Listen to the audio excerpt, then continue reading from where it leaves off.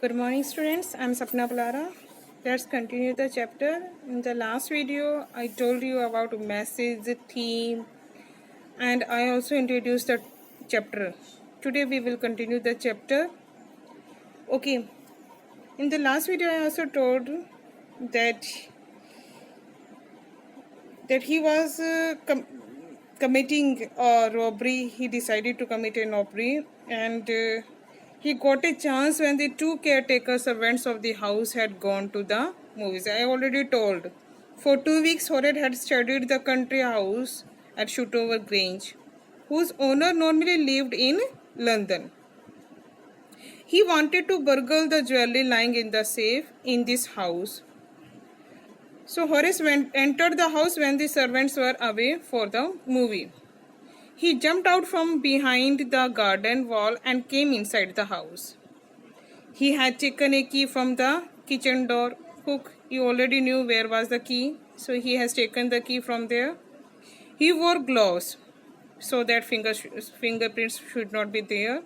He was very careful enough to leave any fingerprints. He knew very well if he will leave any fingerprint on any of the surface, then maybe police will catch him. That's why he was very careful for the fingerprints.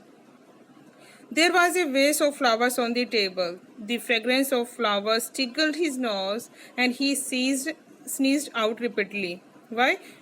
As you know that he had an allergy to flowers, and that is called hay fever. He started sneezing.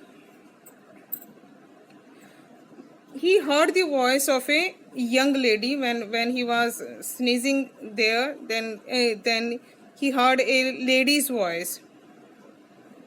She pretended to be the wife of the owner of that house. She told him that she pretended that she was the wife of the owner. She had a kind but firm voice. She was young, pretty, and was dressed in red. She told him that she had come there suddenly but definitely in time to find a burglar. Horace thought of running, but she told that she would telephone the police and tell them about him. So Horace told her to let him go and forget she ever saw him. He begged the lady to let him go and forget about him, and also promised he would never rob again in his life.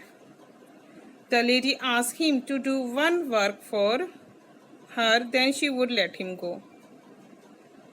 Horace said he would do anything for her. And what was the condition of the lady? The lady exploited Horace's confusion and fear. She asked him to open the safe as she needed the jewels, but she had forgotten the number. The lady put one condition for letting Horace go. She told him that she had promised her husband to take her jewels to the bank. Now she had, however, left the jewels in the safe, as she wanted to wear the jewels in a party that night. She came down to get them, but had forgotten the number combination to open the safe. So she needed his help to break open the safe.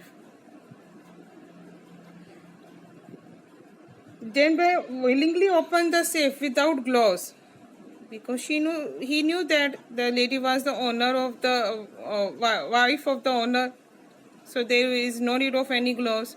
So he opened the door without gloves. The young lady got the jewels. Horace went away happily because he had escaped from being imprisoned.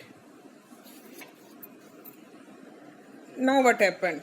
On the third day, a policeman had arrested him for the jewel robbery at Shotover Grange. His fingerprints were found at the robbed place because he had not used his gloves at that time while opening of the safe. He confessed that he had opened the safe for the young wife of the owner of the house. He told everything to the policeman, but who will going to believe him?